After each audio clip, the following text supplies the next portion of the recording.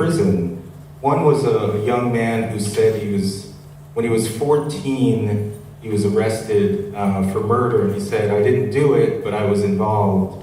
And I think he's in life imprisonment now. And then he went on to talk about how maltreated he has been in jail. And then there was another video of a young woman, and she said, well, when she was 21, she was in prison for 20 years without saying what crime she was in, what crime she had committed.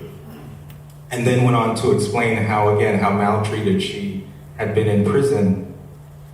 But we have to ask the question, what is happening before that young man turned 14, or before that young woman turned 21?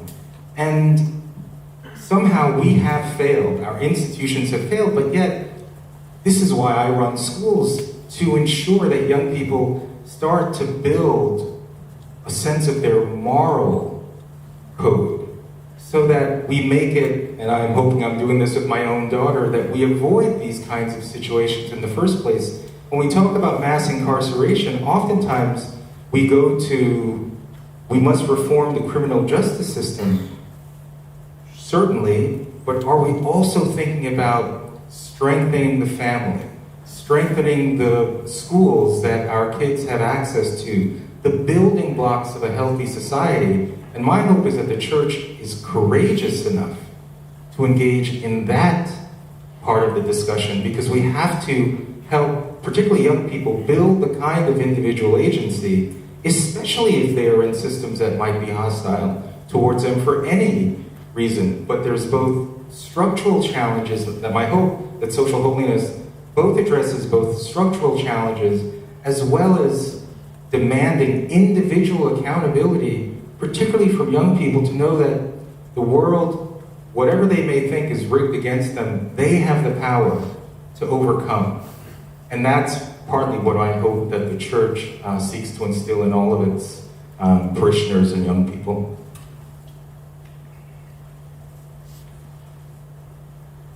There's a conversation that is going on about social justice, capital F, capital J. And when we talk about social justice, capital S, capital J, it acts as if acts of justice socially related did not exist before capital S, capital J, social justice ideology existed. So one of the exciting things about being Wesleyan is this recognition that Wesley talked about social holiness. And I want to believe the second that he talked about it, where the evidence of the Spirit of God having transformed you is that you look different in the world. And when people look at you, the community that you're a part of, the family that comes from your home, they say there's something different about you. What is it? And you don't say, well, I'm a good person and you should be like me. And you don't say I'm part of the right gender or part of the right race or graduated from the right institution or have the right amount of money in my bank account. You simply say that the Spirit of God is revealing Jesus through me. You have the possibility of that. And when I do that, I look like what Jesus called us to do, which is simply what his Father asked us to do. That's to love God and to love the neighbor. When we begin to do that, we are disruptive, much like Paul was disruptive. What Paul did in the first century was to disrupt the caste and class system of Roman and Greek culture. What Paul did was to take what was normal in the culture and to form a new community in the name of Christ that made folks say, hey, I think this is better than what Rome has promised us. We aren't doing that anymore.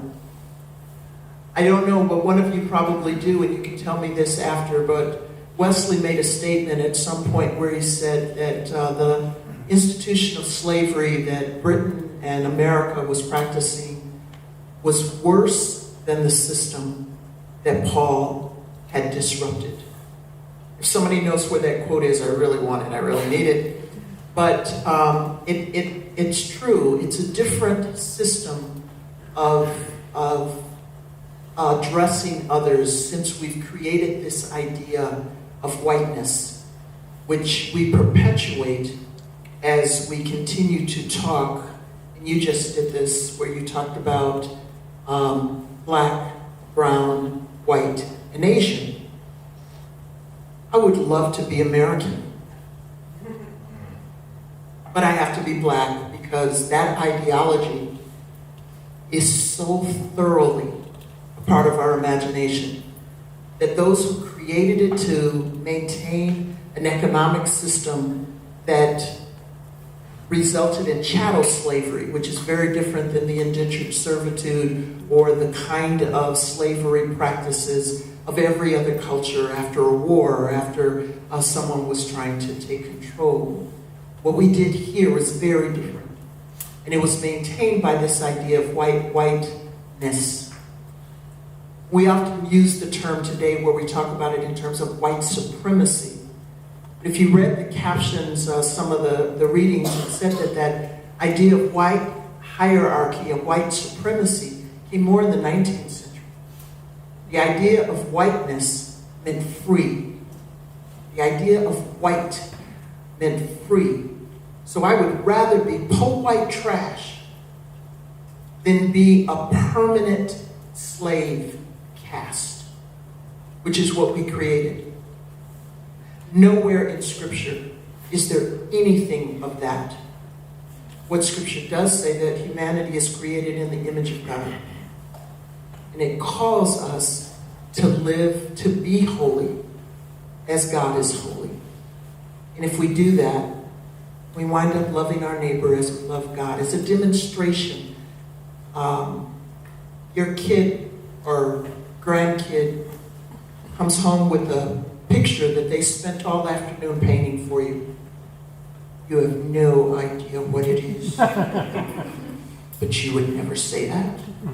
You say, this is lovely, this is beautiful, this is wonderful. We are going to hang whatever it is, on the refrigerator for everybody to see its loveliness, not because you understand the picture, but you love the Creator. If we truly love the Creator, God made known in Jesus Christ, then we should be doing all we can to put on display His creation.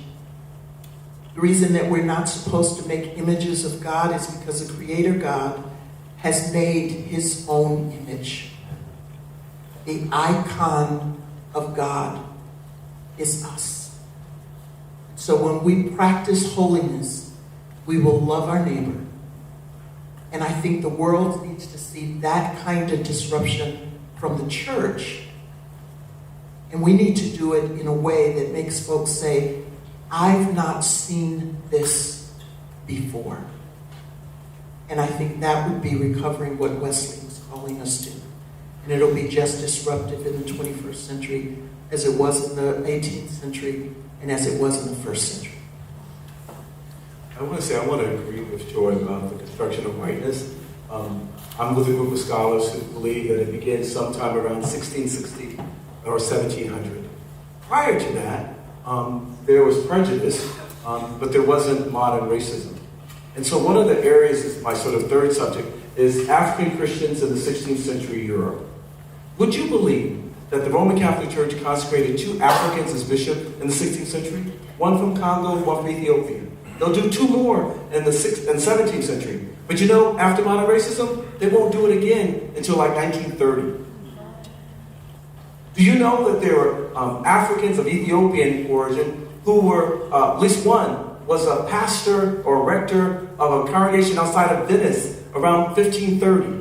Did you know that Martin Luther actually has a conversation with the Ethiopian cleric in Wittenberg in 1534? He writes about it, he prays it. He says this Ethiopian has convinced him of some things, and he actually puts it in print.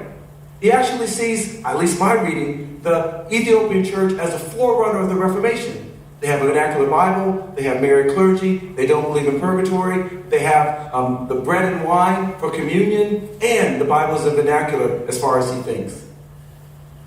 When did Karl Barth, when did some other theologian in the late 19th century, early 20th century quote an African and say they agree with an African Christian? Why? They don't do it? Modern racism. But Luther talks about Ethiopian and Ethiopian Christianity. Bucer does. Betts does. There's others that do on the Catholic and Protestant side. Our imagination is so that I never learned that when I took Reformation history in seminary. But we all know it now. Thank you. Yes, thank you. I've been timing everyone, and we're way over 3 minutes. I I was 3 minutes at first. think. You were very good at first. That's right. Yeah. So we're actually out of time. How tight are we on schedule? I'm going to have to ask someone. Esther is next, and she'll want the microphone here in about 3 minutes. 3 minutes. Yeah. Well, this is the question I have in my hand first, so we'll just ask this one in 3 minutes, and I think we'll be done. Maybe even in 30 seconds. Mr. Rowe, this may be actually for you since you brought up the Holocaust. The question is, what can we, or can we at all, learn from Jewish persecution, even under the guise of Christianity, to help move forward in theological conversations of racial injustice? So you might want to start there. You see how I did that? Rapid fire. There's a book called Learning from the Germans. Author's first name is Susan. I can't think of her last name rapidly, but it's Race and the Memory of Evil.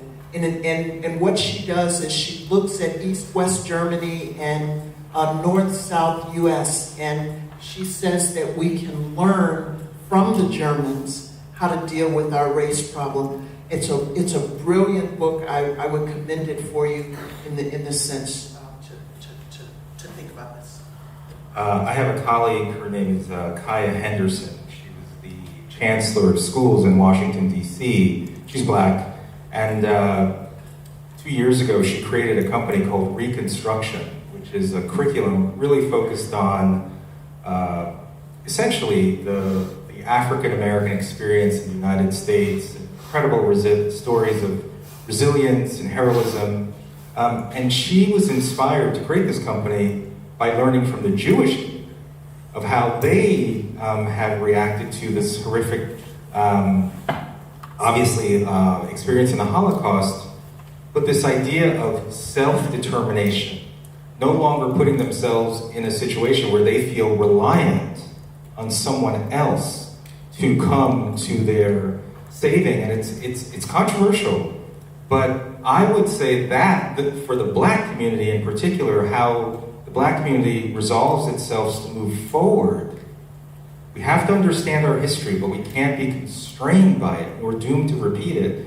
And I would think for the black community in particular, to learn from what the Jewish community has done to strengthen its culture, its learning across generations, incredible sort of almost a sense of us against the world, but in a way that's a positive development for them as a people, I think is quite powerful. And in many ways, that's why I run schools, to build a sense of our own internal strength, whatever some external body of people might believe of our capacity.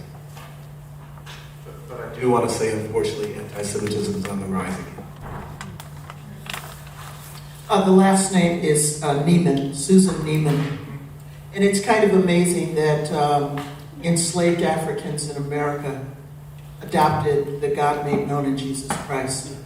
They did not adopt the religion of their enslavers. They adopted the God made known in Jesus Christ.